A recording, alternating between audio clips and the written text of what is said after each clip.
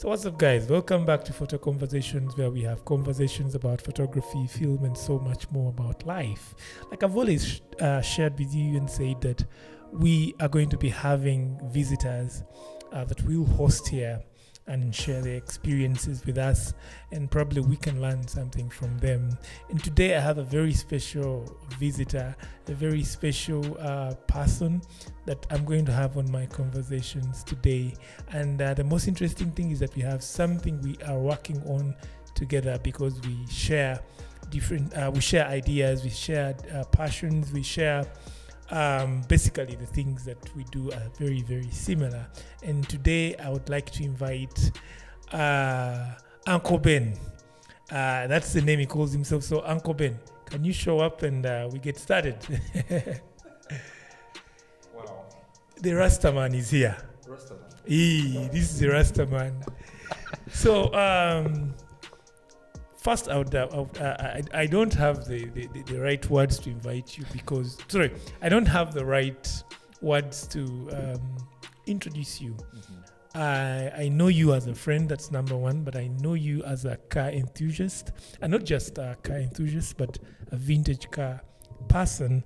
But then I also know you as an OB from the school, Kira College Boutique. Yes. I'll later share with you how we got to know each other. So please introduce yourself, Uncle Ben.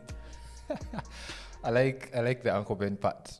Yes. Uncle Ben is my name, profoundly known as Uncle Ben. And I love to refer myself as a young man with an old soul. We'll find out why. Uh-huh. Yeah, so like he said, I'm a car lover, but old cars, boxy, old cars. I love music. I love creative work here and there. I just love to do stuff that, has inspirations behind them. And here we are. Let's to unpack the inspiration behind the conversation. Yeah, so I'll start by sharing with you how I and Uncle Ben become friends. But I think there's also an element of fate to this, because there's so many times we cross paths, and yet we seem to be on different timelines in terms of age. So let's go back in time. I studied my high school in Kira College Boutique. Very interesting place to be. And big up to Kira College Boutique, OBs and alumni. It's an interesting school. So that's where I actually met Uncle Ben. By then he was not Uncle Ben. By then he was this lanky From below. from below, we used to call them, because he was a class below. We used to call them from below. He was this lanky, small young boy at that time. And interesting enough, we were in the same dormitory. But then the other interesting bit is also that we had the same interests. We had a piano, huge, these wooden grand pianos. The upright piano. The upright piano, that's the right term.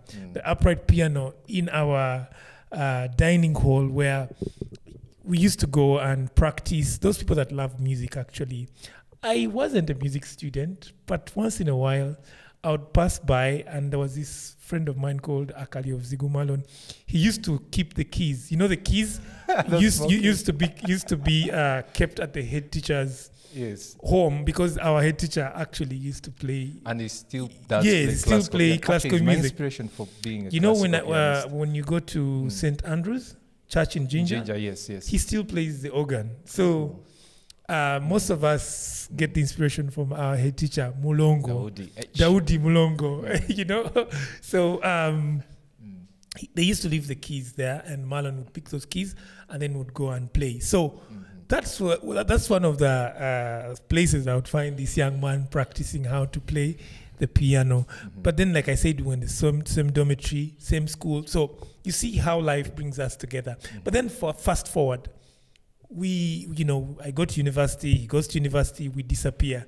But lo and behold, on internet, I see this guy with dreadlocks and a beard, Uncle Ben. And I'm like, I think you also had dreadlocks that time. I also had dreadlocks at the time. So I'm like, hey, Uncle Ben, this is Okello Bennett. Since when did he become Uncle Ben? And then I come to realize that he's actually in love with old cars. I think the first time I actually really got to know what you're up to was that vintage car show that you did at museum. Yes, for me that was the first one that I National Museum Day. Something yes, like for that. me I remember from that time, and I think it was a good one. Created a bit of awareness about these vintage cars. And so that's how I got in touch, I think, and then we had a conversation, and then we forgot about it again. So here we are again, and I'm happy because we are now trying to solidify things and make them more concrete and more visible, which I really love. So as fate has it that I and Uncle Ben love old cars, I happen to own... Boxy. To be very specific, boxy shaped bricks, like a brick. Yeah, those are the cars we love. So I happen to have some 2 bricks, and those are my beloved Mitsubishi Pajeros, and I have the Mark 1. I have the Mark 1 long chassis or long wheelbase, and I also have the shorter version, which is with the black trim. Yeah. The other one is the beige trim. So now...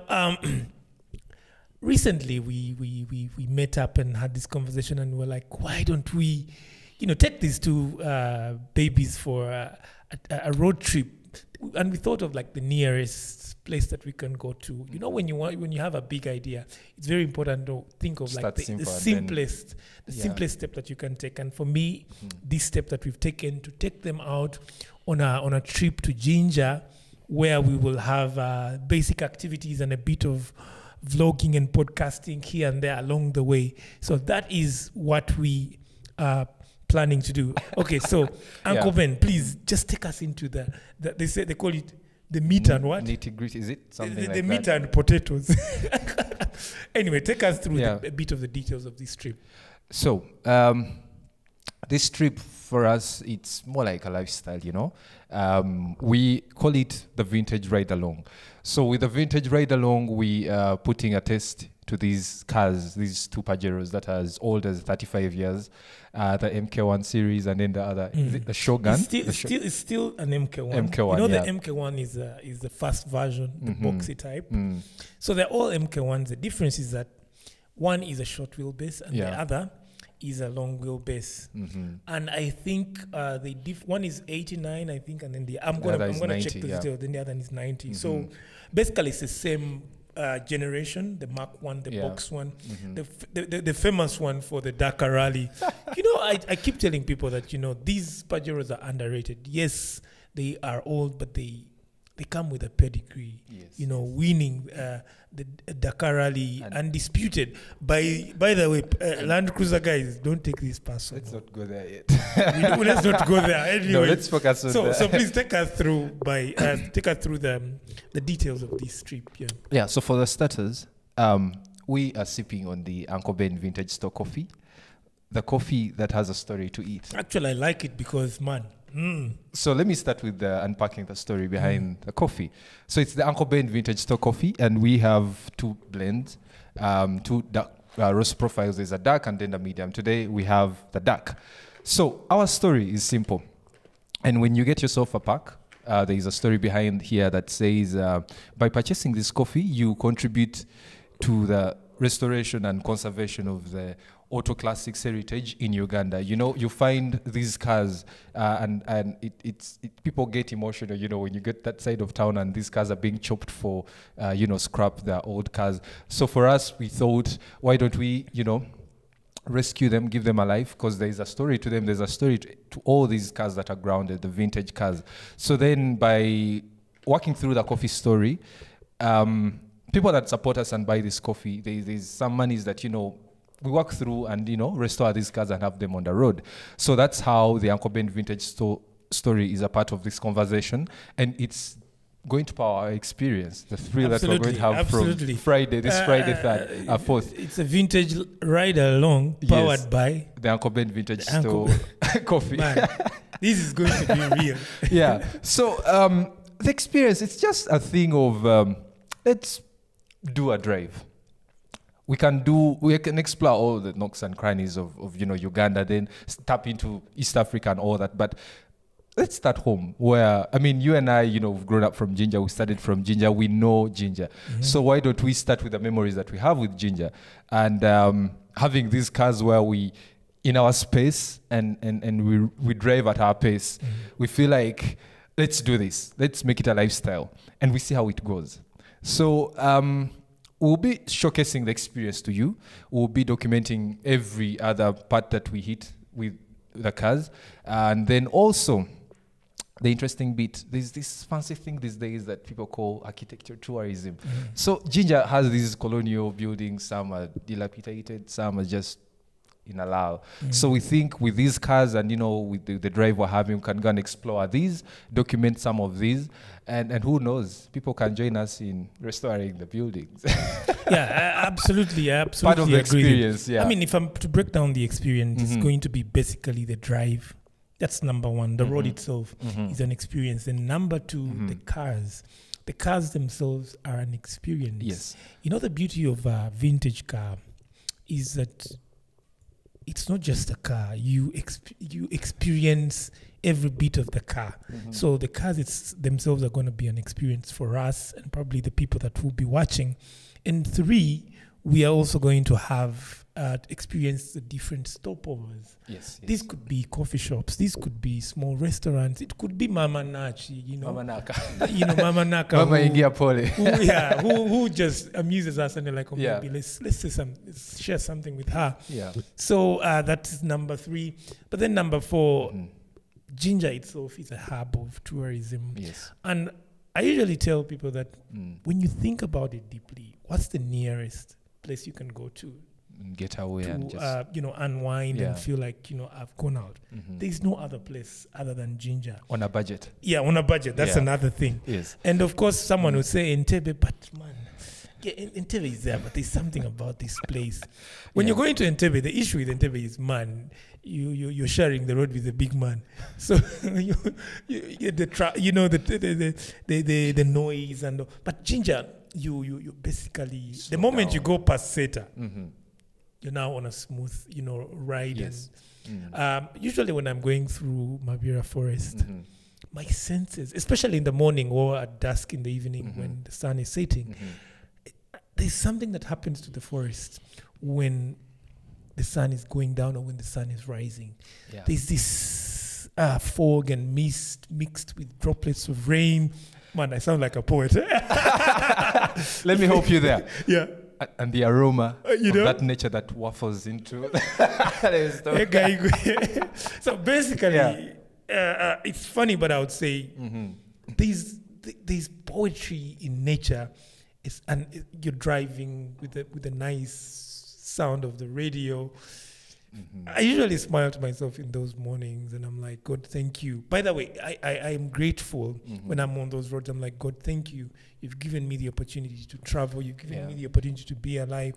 So riding cars, old cars, or any other car, it doesn't even have to be an old car, is very therapeutic. Yes, and that's one of the reasons why we are doing these at our pace. At our pace, we are, please, Subaru guys, leave us alone. Our cars are old. And talking about old cars, old cars are like a woman, an African woman who has gone through stuff, who has been battered by life. And then when you meet this woman, you need to take good care of the woman and then know the feelings and the moods of the woman. Empathize with them. There are times when, the woman is erratic, but there are times when the woman is, excited. So that's how, guys, I'm just talking about cars. The analogy that's how the cars are. So one of the things we'll be doing is, just to experience how the car performs. You'll be talking about, of course, I've experienced it, but you coming on board and driving this car and sharing your own experience of the car will be very exciting. And, telling us what you think about it from your perspective. And also from my perspective, the other thing I want to experience is, of course, people do road trips, people travel here and there, people use modern cars, go with the thrill of the speed, get there on time and all that. So the experience I want to have is slowing it down. these old cars, the other day we were having a conversation with one of us in the circles. And I was like, man, this car, it's a 1972. I've upgraded it, the engines and all that. It's a very powerful car.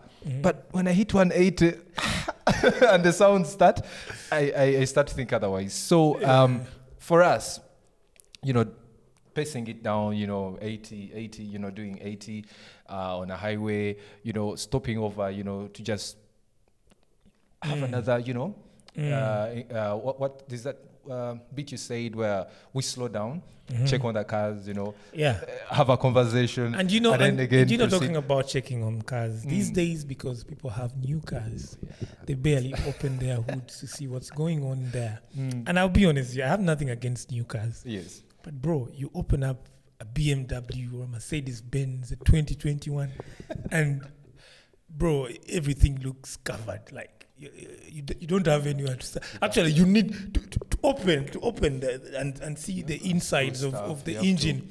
You have to have some technical, and so, equipment. Yeah, so most people actually don't open up the hoods of their cars. And then it's only when they have a breakdown that they do. Or servicing. So one of the things that we are going to be doing along the way is, open up the hoods and be like, okay, what's going on here? Is the radiator kawa? Is the belt's not squeaking? To be honest, my cars are a bit moody, but having a vintage car for a daily drive, for me, I would say it's a hassle. But again, I would say, given that I've driven a 35-year-old car for the past 2, 3, 4 years, I feel like as a daily drive. Yeah, as a daily drive, I feel like, that's something to be proud of. People cannot actually maintain brand new cars. So and my theory is this: yes, every old car was once new. Of course. So it means even if you bought your new car, one day it's going to be old. And when it's old, it's when we'll see whether you're actually good at maintaining cars. You had the discipline of, maintaining this car. So every old car was once new. It's a factor of time. Yes. Yeah. So that's one of the things we'll be doing, looking at these cars and admiring them and be like, okay, man, yeah.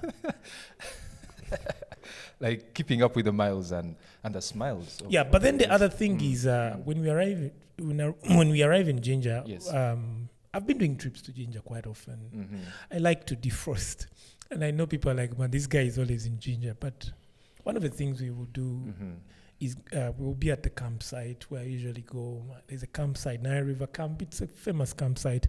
Yeah. We'll set up tents and go back to Stone Age. Conversation, storytelling. But then the other thing, we are both passionate about music. Music, yes. So we might do a live jam session, say. And speaking of music, did you know that we used to call him Sparkus from way back in Boutique, and every Boutician can always relate with Sparkus. Yeah, actually, sometimes people find me, they're like, Sparkus. And I'm like, man, are they calling me or calling somebody else? So when you leave school, you tend to forget, and yet some things actually start. Yeah. So I remember music was your thing. You're that guy. Yeah, I break dancing. Those things. Life is so interesting. So the thing is, he has an album. Should I say upcoming album or this album has been upcoming for the past 10 years. But God willing, never know. We might play a song or two. So my hope is, as we, have the jamming session here and there, we tap into one of your songs because people need to understand the other side of you, the vocability. Yeah, absolutely. So I need to back you up on guitar, and then we see, because also... But I used to play guitar, bass guitar like a professional man. Eh? I no longer see you doing these gigs. What one? What's going on? I miss, I used to call it the fat string. So people always call me the fat stringer. That was the time I had. But music is music. It's always a thing. I mean, the good thing, music never fades. It never fades. Like they could wake you up, and you're like 50 years, from sleep. We're like, At least there are those memorable Granny, can you play for us? And you pull out your bass, and then you start, and people are like, man. Yeah. You know, so music is I like it because it's a mental thing. It always sticks. It's not like maybe football where like your bones won't do it anymore. And you can't keep up with it. Yeah. So I think also the experiences that we can explore in Jinja, you know, I remember way back after, you know, in Form 6 VAC, we had a small band in Jinja. So the places would perform here and there. So maybe we could also go might and perform there, explore if there are still jam sessions. We plug in here and there and check on the old timers, the friends here and there that can tap into the ride along experience. And the thing I like with the ride along thing is how it has come up organically. I mean, in life, they say like you must be intentional about things and this and that. But sometimes intentionality can be overwhelming. Exhausting is the right word. Yes. Like I'm going to wake up and do this. Man, you do it for a month and you're like, bro, I think I need to take a break. But I like the way it is organic. We've met organically. We've decided organically. Yeah.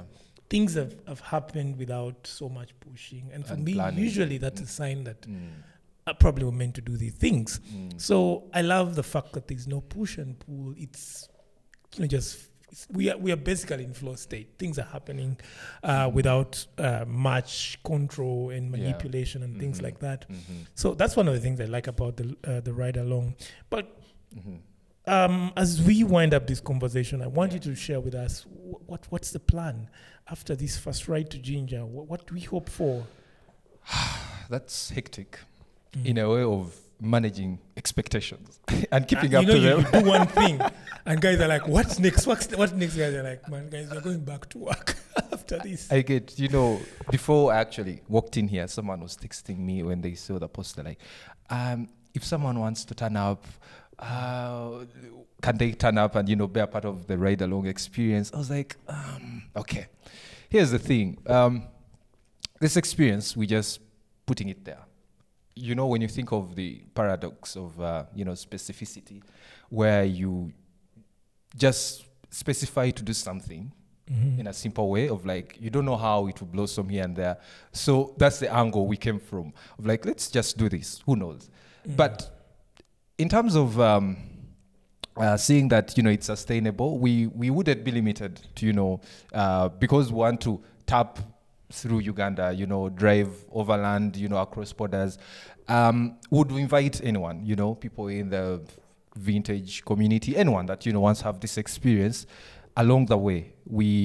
It's something that if it picks on and then taps into your interest, I mean, you can always join us. You can partner with us.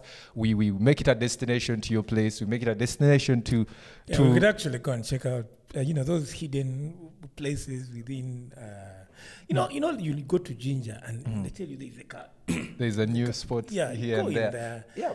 And I don't like to look at things from a money perspective. Yeah. You know, most people be like, hey, how much? This. I like to see things from a value perspective of what value are we adding to you? What value are you adding to us? I think I love money, and I feel like, yes, we need to grow as entrepreneurs, as business people. But I also feel that Ugandans they've taken this to another level of like money is the thing. So sometimes for me, I don't know whether it's a weakness or not. I don't know whether it's a weakness or actually a gift. But I feel that when you tap into the value of people without money expectations is a good thing. So we could give value to people. They could give value to us. Yeah. But then the other thing that I would also... So I think that's why we invite anyone that wants to partner and do this with us. But I also want to share with the viewers one interesting thing. You remember the days when family trips were not about who had more money than the other, who could go to Moya Safari Lodge, or who could go to... what are those lodges that are expensive? There's Moya, then there's the one in Markinson. Chobe. Yes. These days it's about who has more money and who has gone to the best. But back then it was about family, it was about celebration, it was about having a good time with the people that you love. People would jump in their combis, in their transporters, in their Peugeots. That also reminds me of the Peugeots, the 5 for the pickups, where they put mats for you in the car. nothing backside, can and then you guys rival. sit and just drive Nothing through. rivals the feeling of dad, mom, cousins, and we had little, but we had big hearts. I don't know. We are now, I would say the idea of trips has been adulterated by the idea of, keeping up with the Joneses and stuff like that. Yeah. And of course, social media. Social media is a very good tool, but it also, people post images. And I mean, I have nothing against you guys. You can do your, what do they call it? Smanyas, sunbathe, sun what? Proof of life. Things like that, But back then, you'd go to the beach, you'd find a guy with his car, Golf GT, there with his family and maybe his cassettes. And guys Boombox. Boombox. And guys are just having a good time. But now it's so much about who is the best, who has the best pictures. I would say one of the things we can actually set out to achieve is to bring back going for trips without simplicity. Yeah, without really having to say, mlete mitwala atano, buli omu kakadde, And you know that thing of, speaking of bringing contributions, you know how you have friends and then you plan for a trip? You're like, yes, this month here and there. And then towards that time, people start excuses. Now this is coming up. Before you know it, the trip never happens. Sometimes the expectations, putting all things together are high. Yeah. So that's why for us, we want to simplify it the old school, new way. We don't have the money. We don't have sponsorship or whatever. But we just want to go have a good time. We don't have full tanks. Speaking of we've counted our mileage and... This experience is by sponsored, powered by the Uncle Ben Vintage Store Coffee.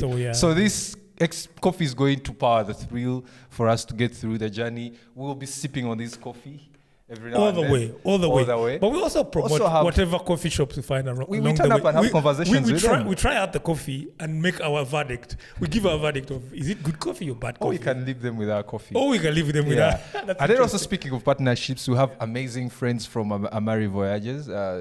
Big out to Brownie and Opio for also being... and wanting to be a part of this experience in the background. I'm yet to meet Amari, but I guess they're amazing people when it comes to, tour guides, the adventure destinations and all that. I would recommend them. So they're part of us to see that this experience, we exploit the old, new school way of doing road trips. Yeah. So then also, these cups right here. I remember, me, I'm a Musoga. And in Lusoga, we call it Gamma. So I remember when towards Christmas, our dad would put us in the double cabin. Which double cabin was that? Hilux, pickup, kangaroo. They raised one. The ones that police used to have a lot. Yes, there was those for police, but there's now the newer version that came in around 1998 there. So my dad was an agriculture officer and had one for the government, and they would take us to Iganga, specifically a place called Bulanga. So big up, guys, if you're from Bulanga, Musita, Baitambogwe, all the way to Magamaga, guys, big up. So I'm a Musoga and we call this Gamma. So I'm excited that, man, you actually acknowledge some of these old things that... so when we go to the village, my dad, my aunties would make chai mukaru. Spiced. Chai mukaru. But man, this cup would first give your lips, first burns you. You just had so it gives me vibes of vintage as well. So So we want to really throw back the entire experience. I mean, if we have this and then we're sipping on a coffee, we have these old cars that we're doing 2 cars that are as old as 35 years, and then we are taking these routes that we used to enjoy. You remember way back when we were young, school trips, it was obvious you had to use Mavira. Of course. So and there was like a picnic place. Where you had to have a stop there. We should and then do a quick one. I love to call it a yapcast over there. Interesting. I'm yet to. So we want to retrace some of these routes, because we are slowing down. We are taking these cars. We're taking our pace. So we, stop over, reminisce on these journeys that we used to have when we were young. That's all the experience we want to have, you get. And of course, I also want to experience the documentary side of you as we document this experience. Of course, man, it's something that I'm really, really looking forward to. And I thank you so much for pushing me to do this. Actually, we've talked about it over and over, but I'm glad we're doing this. Procrastination is and so thank you guys. First, I would like to thank you. Yes, I would like to thank you for giving me your time to share this with the public, with the online community, but also. Speaking of community, we also have a community. Yeah. Where you recently. Guys, I am 1 day old in the vintage club community of Uganda. So and he basically linked me to this community. I met people and they were amazing. We talked about cars. We talked about things we're passionate about. And I'm sure from cars we'll even talk about other things that affect us as men. As men. And women. Sorry, women, you're also part of this. Because we actually celebrate women in this fraternity. We usually do drives. Among those, we have the Women's Day Drive, where it's annual. So we celebrate those. You know that the ladies who actually restore cars and they're in the group, the community. I'm yet to meet them. So also do here and there we step out in different special days and just meet and greet, put out our cars, showcase them. People in the public smile here and there when they see these rare classics. So it's the Auto Classics Club in Uganda, where anyone can join as long as you have passion for cars and you want to restore, people in there can support. And also there is a vintage Rotary Fellowship where we meet sometimes with our cars, turn up, have conversations. So along the way, we'll be sharing this information and probably course. Sharing handles and where people can actually link up with this community. For me, when I met up with the classic auto community, amazing people. I'm glad to be a part of them, and surely I'm going to be having many more of them here sharing with us their love for vintage, their love for life. I believe if you love vintage cars, you love life. So that's what we're going to be sharing. Yeah, so thank you so much for showing up. Thank you too for hosting me. I'm looking forward to this trip, and I'm looking forward to sharing with the rest of the online community. So thank you so much, bro. I'm looking forward to shifting those gears. It's a 5-speed, right? 5-speed. So I'm looking forward to...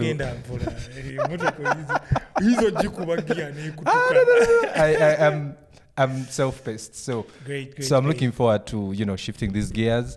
Looking forward to exploring Jinja and beyond, and also how it goes. We'll see. So next time you find us in Nairobi, I don't know. Absolutely. So thank you so much, guys, for watching this YouTube video, and I'll be inviting many more people to come and share with us their experiences. And if you like what we talk about, you can subscribe. No coercion, no compulsion. If you feel like subscribing, please go ahead and tap that like button, that subscribe button, share, comment. Feedback is interesting. So thank you so much, and catch you on the next one. Don't miss the vintage ride along. Thank you so much. Friday 4th. Wait, tuli tugenda chikuba till 7th. Aya bas. All right. Cool.